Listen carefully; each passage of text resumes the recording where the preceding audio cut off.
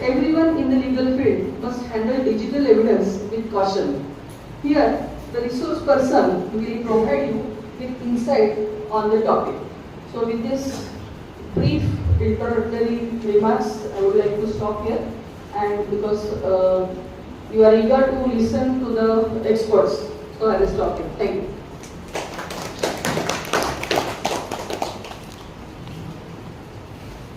Now, before inviting guests to deliver their lectures on respective topic, I take this opportunity to introduce you all both the resource persons. The first resource person is Mr. Yogesh Thange. Mr. Yogesh Thange is a computer science graduate and postgraduate in Master of Business Administration with specialization in computer management from Pune University. He has completed global certifications like Certified Ethical Hacker, Certified Incident Handler, Computer Hacking Forensic Investigator, etc. He is also a diploma holder in cyber law from Pune University.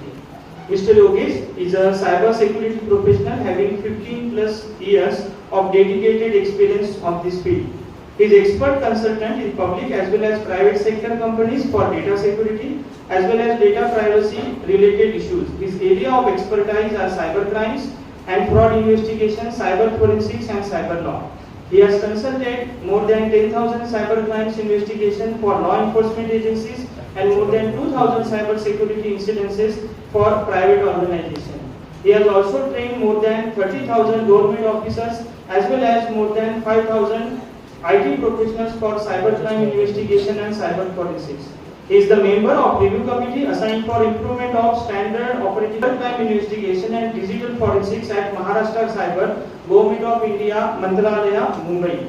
He is also a co-author and principal contributor for several books published by Data Security Council of India over the topic of cyber crime investigation and cyber crime investigation. He has also given major contribution in drafting standard operating procedure for cyber crime investigation manual for Pune Police in Marathi language. He has written several articles over cyber security which have been published in police journals by Center for Police Research. He has been the lecturer, instructor over the topics of cyber forensics to various institutions. Also, he has been the resource person and guest faculty at the number of school, colleges, universities and other institutions. On behalf of APMS Parishad and Jeevan Law College, I welcome Mr. Yogesh Thange. The second resource person for today's workshop is Mr. Rahul Tholambe.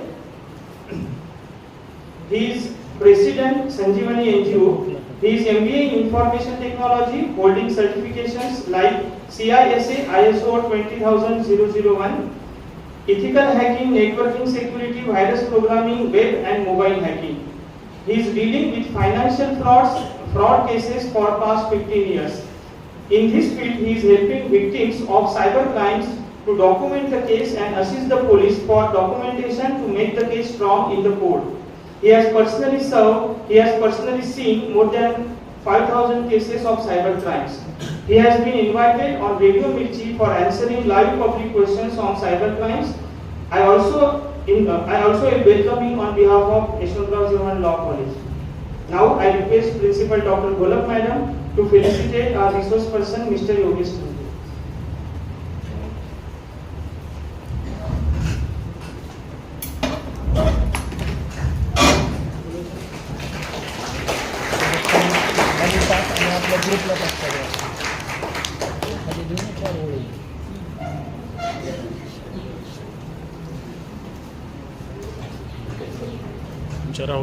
I request Principal Madam to felicitate our next resource person, Mr. Rahul Tholambe. Thank you, ma'am. So, without being an impediment between resource person and the students, now I request our first resource person, Mr. Yogesh Thange sir, to deliver his lecture on cyber security challenges and issues. Thank you, sir.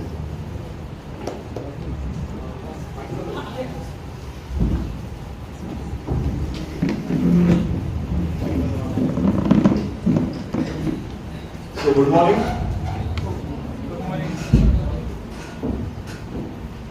मला असं धरून धरून माणूस बसत आहे का?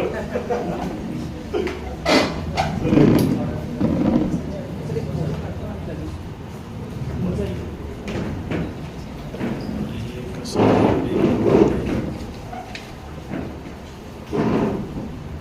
cyber security is the top of the town. I don't need to tell you why it is needed, how important it is, and all these things. I think that is related to our basic necessities, food, shelter, clothes, and internet. And something which is related to internet will be always there trending, and one of that is cyber security. Though, sir, I because I want to start my presentation. Can you help me, sir? Sir, sir. Photo घ्या. Just help me out with this. आणि change करायला मला touch करायला लागेल. हो sir, मी आहे. नाही तुम्ही नका थांबू. All right, so like I started my career into cybersecurity when I was doing my computer science graduation. And the only thing which I used to ask myself by that time, am I going to be another software engineer unlike my classmates?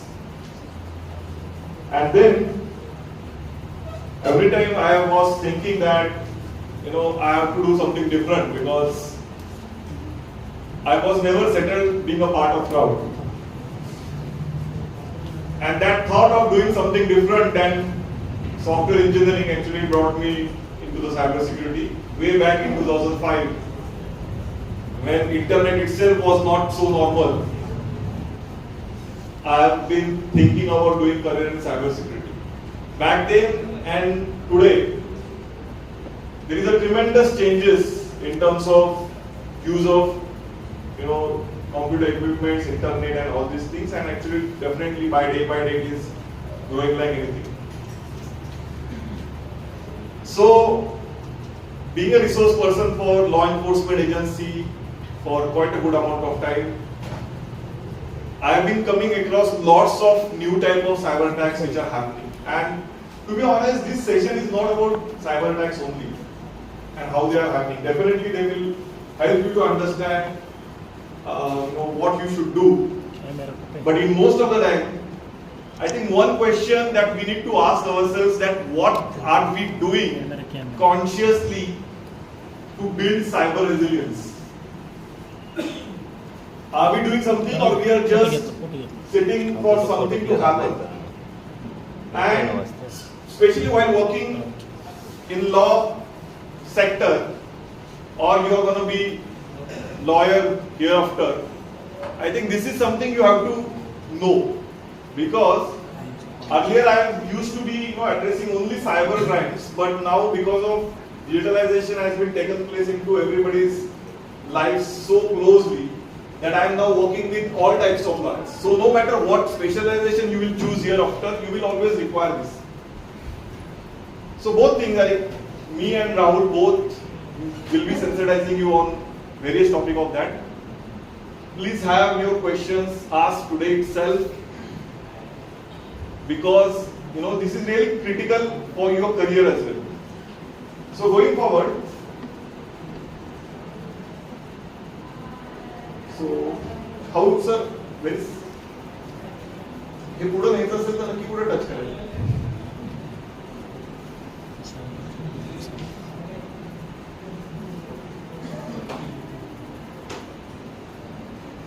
Alright, so this statistic says that this is almost 1 million victims per day. But if you ask me, I feel this is under-quoted statistics. It should be minimum like at least 10 times of it. Victims per day globally for cyber attack. And when I'm saying victims, that doesn't mean that I got a call and realized that is a fraudster. That is not a being victim. Being victim means actually there is something happening about you.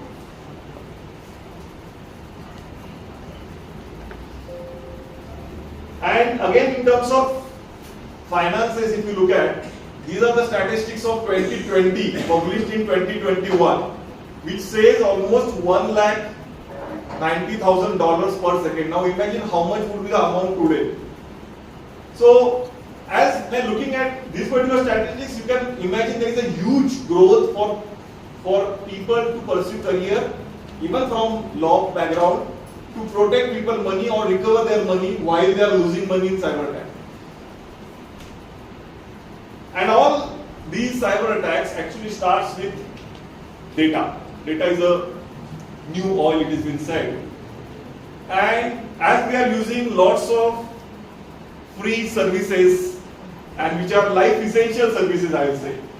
I think if someone says don't use Google Maps henceforth, you will say no, I can't do like that. Or if someone says no, we will not, WhatsApp you cannot use or should not use, again someone will say no, that is a really essential for today's communication. So likewise, while we are using all these services free of cost, we are the product. And all our data is being ciphered out.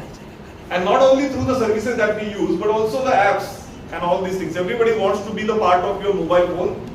Reason because they can get a maximum information and they can make a profile out of you. And they can predict you emotionally, what you are going to do, what you are going to purchase, where you are going to travel, and prepare their service information to get our personal information. Now the next question is really critical. Are they actually keeping this information secured at their servers? So while being Google, Amazon, Meta, Apple and any other tech company who is continuously fetching our personal information, keeping on their servers, are they actually protecting it? And believe me, it is not easy to protect such a big amount of data on server. So in most of the cases, these companies are being victimized to data breach attacks. And our data has been stolen from these companies. And after this data has been stolen, that particular data is being sold on darknet. And it's a reality. And if you ask me, even my data is there on darknet. It doesn't mean that I am a cybersecurity expert, that means my data is not there. Because I am using all these services, so I am not an exception to that. And while that information is available for sale on darknet and these guys are purchasing that data or selling that data for other criminals, imagine the cyber attacks happens in this era is all planned cyber attack. These are not the random cyber attacks. Okay? So gone are the days where there used to be a random attack. Now all the cyber attacks are the proper planned attacks. And that's why the success rate for these attacks has been increased like anything. Most of the time you may see, sir, there are hardly any news that Google data has been compromised, Apple data has been compromised. Yes, that news comes into the media only when they lose a negotiation with the attacker. So attacker take a good chunk of data from their servers and then they sit for a negotiation that you pay us in bitcoins or cryptocurrency because that is difficult to be traced, and then only we will not publish that information. While they lose that negotiation, they actually sell that data again in cryptocurrency on dark web. So everybody who is sitting here and using these services, our data is there for sale. And that's why we have to be more cautious, because the enemy here in cyberspace already knows everything about you, whereas you don't even know who the enemy is. And that's why I think we have to be on our toes while we are roaming around in cyberspace every now and then. So like I have just said, it is all research-based attacks, even it is on individual or a company or an organization. All these attacks, starts with proper research about target, finding the loopholes, exploiting them, and all these things. Now I will share you a case study with you, about hacking, and then it will make you think that how critical it is. Now if I ask you, and as well as me, that what are you doing for cyber security, apart from putting a password to your account and installing an antivirus? Right? If the enemy is so strong, enemy is so knowledgeable, you have to be on your toes. And then you can, with this case study also you will realize. So this case study is about a person who is living in Magarpatta, Pune, and he is a victim of hacking. But this hacking is not the normal hacking. It has turned out to be really ugly for him. As an ethical hacker, when I did my ethical hacking in 2008, first thing they had taught us how to make system hack proof. Are you interested to know how to make system hack proof? Yes, sir. So pay your attention that in order to make any system hack proof, first you need to disconnect the system from network and then shut down the system, keep it in the cupboard so it will be hack proof.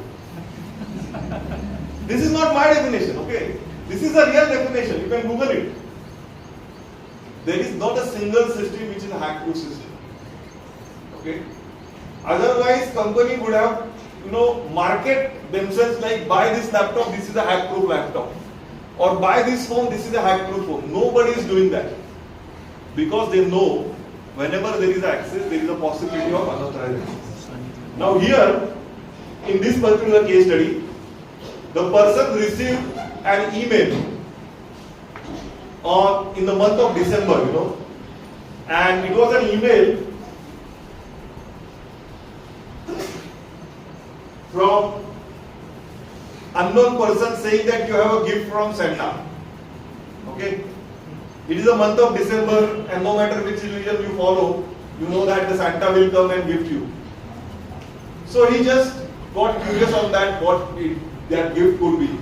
He clicked on that email, he went to this particular site, he opened that particular site, and then he has been redirected to a site where there was a pop-up that click here to download gift from Santa. And then he downloaded that particular gift, which turned out to be a GIF file, all these, moving picture files. And what was there in that file? That Santa is dancing. So Santa's gift is Santa's dance. Okay. He found that funny. For him, the gift and the overall thing got over. But then for hacker, it got just started. Hacker realized that he could land into a Lenovo laptop, and that Lenovo laptop is connected to a home Wi-Fi router. So that hacker got into the Wi-Fi router and hacked every device connected to that Wi-Fi router. Now, in normal situation, hacker should have just siphoned out all the money and vanished. But this hacker was little different. He started sending emails to the victim. So this is the malware planted, and this is the screenshot of his Gmail, the victim's Gmail. And you can see, because those I think who are standing there might not be able to, but I'll read for them. There is an email by hacker to the victim. I have masked the details so you will not realize who is the person is. That he wakes up 9:30, 10 a.m. every day, lazy guy. Okay. And he was not only sending this email to himself, like that victim, he was sending that email to all his friends, colleagues, and relatives, everybody. Now there is a second email again the same, that you are extremely lazy and all. Third email is interesting, from Tom. It is an email from that victim's wife email account to the victim saying that Sheila's mobile hacked. So hacker hacked her phone and sent an email to the victim saying that your wife's phone is hacked. And hacker used to talk to him through only subject line. So even though he won't open that email, the hacker could be in a position to convey his message. And likewise, hacker was sending emails to everyone, and then everybody started asking questions to him. What are you happening? Are you actually waking up 10 a.m. every day and all these things? He rushed to cyber police station and he filed a complaint there. I got a call from police officer at posted at cyber police station. He happened to be my student. He said, sir, we have a different case of hacking. I want you to look into this, and I also want you to talk to the victim, because victim feels that these hackers are very techie guys and police are non-techie guys, and how can they help him out? So he wanted me to connect with him and talk to him and make him relax a little bit on this part. So I talked to that guy and I said, don't worry. Now whatever the emails you are receiving, we are working on it. And I am also ethical hacker. I am a private person and I am training law enforcement agencies. So you don't worry. We will take care of whatever is happening. Only one thing I have requested in that whenever you receive a new email, you take a screenshot of that and send to me. So I will understand the level of penetration. So he has agreed to that. And I was not in Pune during that particular period when he had called me. So I said, after 4 days when I will back, I will meet you and I will meet the investigation officer as well. Meanwhile, that particular victim has sent me a WhatsApp message. no, this is the WhatsApp message that victim had sent to me. Now he has taken a screenshot, as I have told him, and he has mentioned, like first I will tell you what the screenshot is all about. Screenshot is the last email in this bigger screenshot. Do you often take your dog in your red car? So it's a question from hacker to victim that are you taking your dog in your car for a ride? The inspector, he sets a technical challenge. Couple of more weeks we will see he's a best friend with and the best friend